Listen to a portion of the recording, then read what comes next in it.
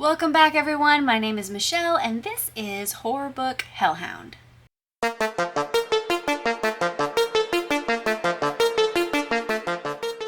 As you guys might be able to tell, I'm a little bit under the weather right now, so please just bear with me. I know I sound excessively nasally, and yeah, so we are going to suffer through this video together, you and me. So for those of you who do not know or maybe didn't realize, I have not done an Abominable Book Club unboxing for a while. For some reason, they were having some major shipping issues for the month of December and the month of January. So lo and behold, over the past 2 days, I have received both boxes. Nothing in them is damaged, although the boxes showed up rough. Okay, so that's why I'm not actually opening any of the boxes with you, because I kind of thought I was going to be opening them to a catastrophe. So I'm not entirely sure which box was which. I think I have a good idea of which one was for December versus which one was for January. But we're just gonna dive into this together, and I'm gonna show you what was in the box and unbox the drink collections and the used books with you guys. So for the month that I am assuming was December, we got some really good stuff. So first off, let me remind you guys that the Abominable Book Club box is a horror themed book subscription box, obviously, from the UK. I do have some bad news, but I'll share that at the end of the video with you guys, so just put that at the back of your mind. But normally they send us these little goodie bags with the amazing teeth of mixed drinks. And I don't mean alcohol, I just mean like teas or coffees or anything like that that you can kind of make. I actually didn't rip it open this time. That's amazing. Anyway.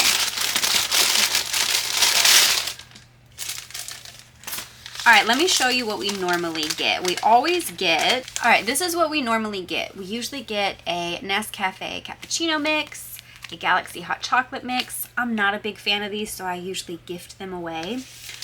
We also get 2 teas, which are usually off Black brand. So this time we have your Golden Spicy Orange and Ginger. And then we have Sweet Bliss, Red Berries, and Cinnamon. I've gotten this particular one before, and I really like it. So, yay! And then we always get my favorite, Lion's Gojo coffee bag. I am not a huge coffee drinker, surprisingly enough. If I go to a coffee shop, it's usually to get some kind of tea. But these suckers are so good. So good. And I can't find them anywhere in America. So I'm kind of sad about that, but here we are.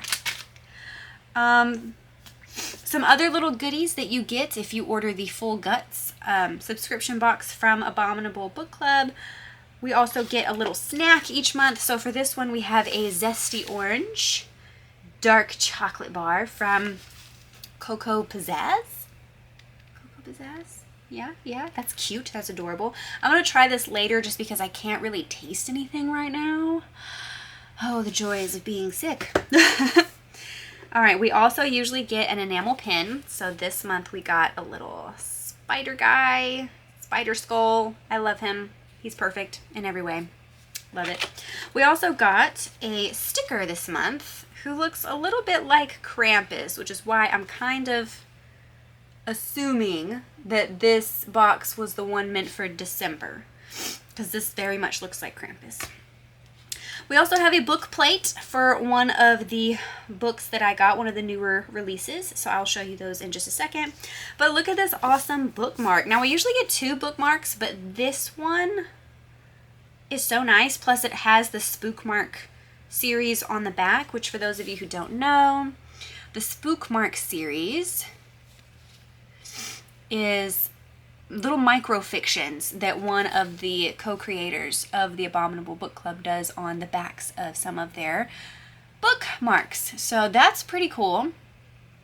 I'm not going to read this one to you, but if you guys are super interested, I might post a picture of it at some point so you can read it yourself or whatnot, but it looks really awesome. I have so many fucking bookmarks at this point. I'm kind of glad this month only came with one. So the the newer releases for this box, I'm going to start with the one that I have no idea what it is, never heard of it before. We have Psychic Teenage Bloodbath. And down here we have a notice that it is an extreme horror novel. So, alright, and it is by Carl John Lee, as you can see. This book is giving me so much like weird 60s, 70s acid trippy, but also with some of the 80s slasher films vibes. But let's just see what the back says, shall we? Okay, the back of the book says, Susan Ward is in a coma. She's been there for 1 year ever since the accident. She can't speak, she can't move, she can't even close her eyes. Oh my fucking god, no. Unable to sleep, Susan has gone quite mad. But deep within the recesses of her mind, she's discovered a new and frightening set of skills. And now, 1 year later, Susan will use these skills for one single-minded, blood-soaked purpose: revenge.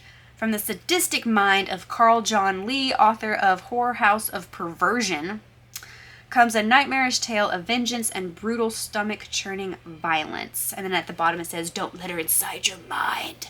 So this is a really short little read. I will definitely make time for this.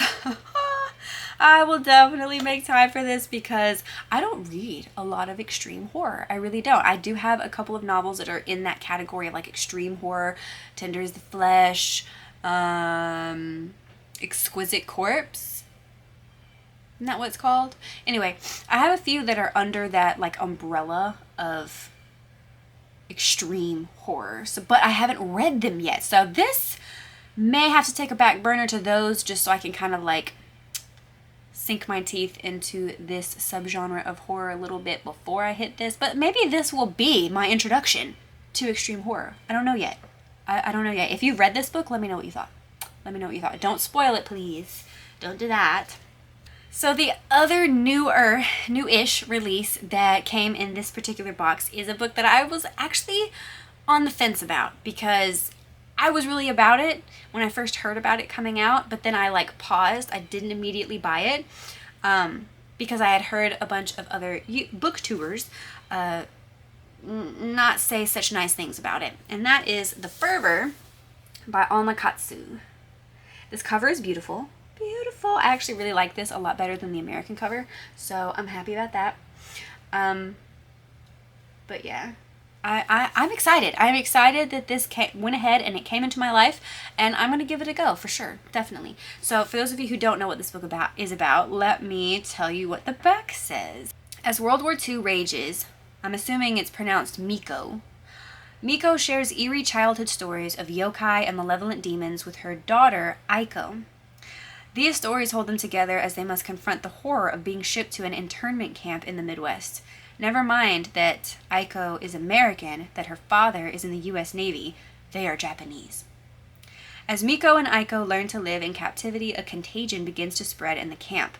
What starts as a cold quickly becomes fits of violence and aggression, even death. And soon, a government medical team arrives, more sinister than the illness itself. Meanwhile, strange things are happening outside the camp. Wrecked weather balloons and tragic explosions draw Fran, a German expat journalist, and Archie, a widowed minister, into a world of conspiracy and creatures in the shadows. As the world tears itself apart, it falls to Miko, Fran, and Archie to lay their country's demons to rest. Ooh! Interesting. So, for those of you who don't know, I am somewhat mildly obsessed with Japanese horror and Japanese, like, spooky folklore. I've had a few books promise me yokai and like more Japanese elements, and they fell flat on their faces and they did not deliver hardly anything. So I'm really hopeful that this book at least delivers that. Like, I don't even give a shit if it's like all that in a bag of chips, as long as it gives me something of Japanese folklore and horror. So yeah, there's that. As you guys know, we always get a secret used novel that is wrapped inside of the boxes for the Abominable Book Club. I am going to go ahead and pop this one open that came in that particular box because I just really want to see what the fuck it is. Why can't I open things? Whoa.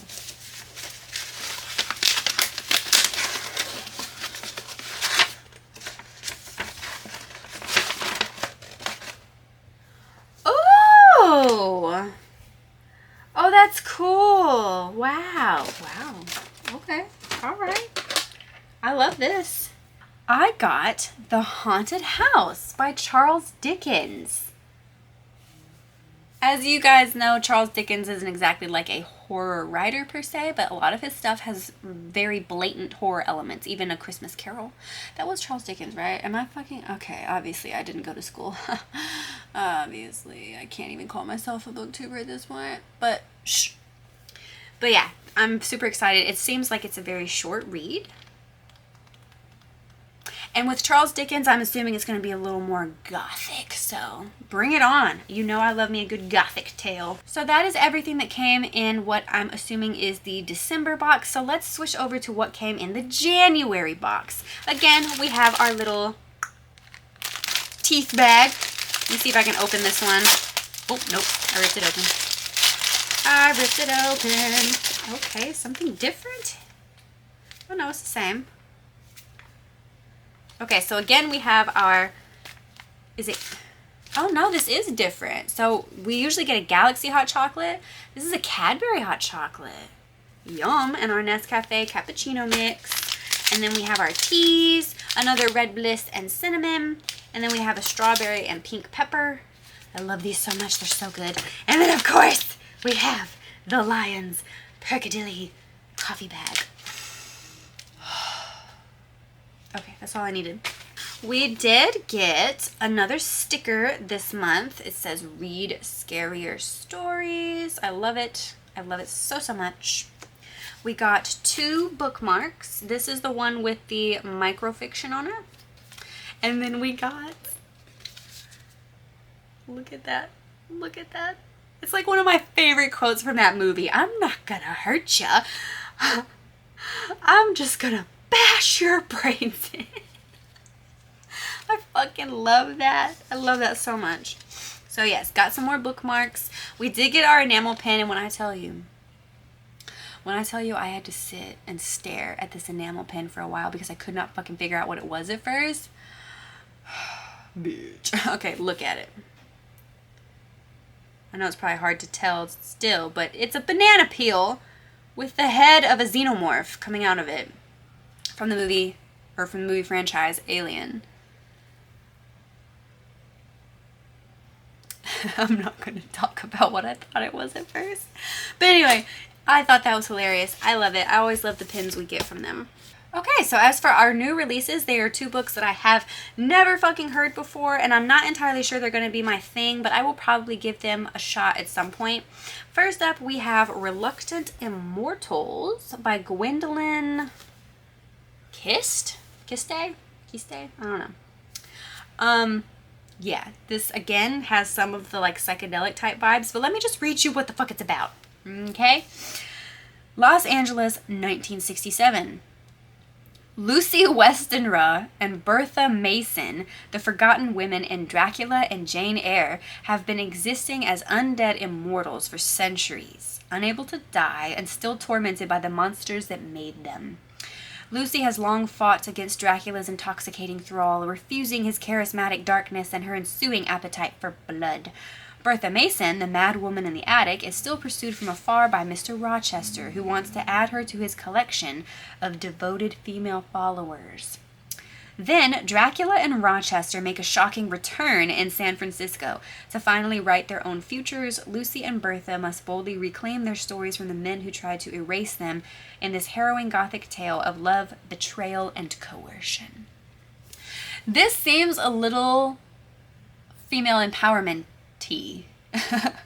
And for that reason, I will give it a shot. For that very fucking reason. I have actually never read Jane Eyre. But this book might talk me into actually reading it, or at least listening to it on audiobook. I have heard that Jane Eyre does follow in more of like a gothic horror type narrative, so I am interested now. I'm intrigued, but I'll probably read this book first, if we're just being honest. The second one is a book that I'm not entirely sure if I will read, to be honest with you, and that is James Hahn Matson's Reprieve. The cover is beautiful. Can't lie about that. The cover is banging. Look at it. Look at it. Look at it. But here is why I might not read it. Let me just read you the back. Okay. When Brian, JD, Victor, and Jane team up to compete at a full contact escape room, it seems simple. Hold your nerve through 6 terrifying challenges. Collect all the red envelopes. Win a huge cash prize. But the real horror is unfolding outside of the game in a series of deceits and misunderstandings fueled by obsession and prejudice. And by the end of the night, one of the contestants will be dead.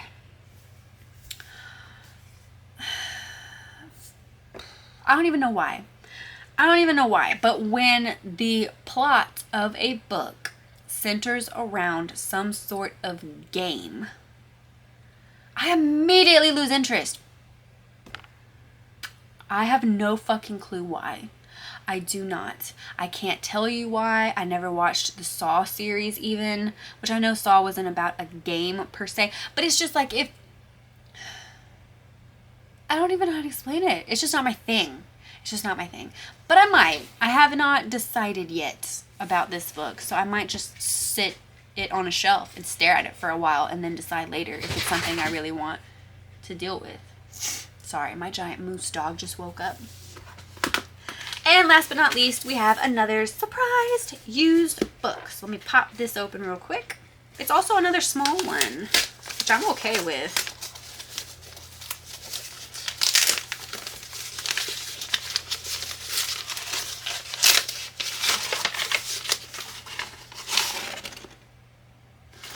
Okay, all right, okay. I've gotten several James Herbert books before, but never this one. The Spear. The Spear. I like the vintaginess. I wish I could smell more because I'm not like on all cylinders today, but yeah. So let's read what this is about real quick. It says, when Stedman agreed to investigate the disappearance of a young Mossad agent, he had no idea he would be drawn into a malevolent conspiracy of neo-Nazi cultists bent on unleashing an age-old unholy power on an unsuspecting world. Power rising out of a demonic relic from man's dark primal past to threaten humanity with horror beyond any nightmare. Ooh, okay. Okay. Now, this could go one of two ways. This could either be a wonderful horror novel, or it could be one of those novels that tells you it's horrifying and falls into the horror category, but is actually more action-adventure like Indiana Jones. If it is the first, I will love it. If it is the second, I will be annoyed. But yeah, interesting. I like it. So that is pretty much it, guys. The bad news that I mentioned earlier was that I will most likely be taking a prolonged break from the Abominable Book Club box. It has nothing to do with the company itself. It's a wonderful company. I love them so much. And I know point blank that I said I would never take a break from them. I would never leave that company. But your girl has fallen on some real fucking hard financial times right now. And honestly, I just need to be I need to be saving every little penny I can.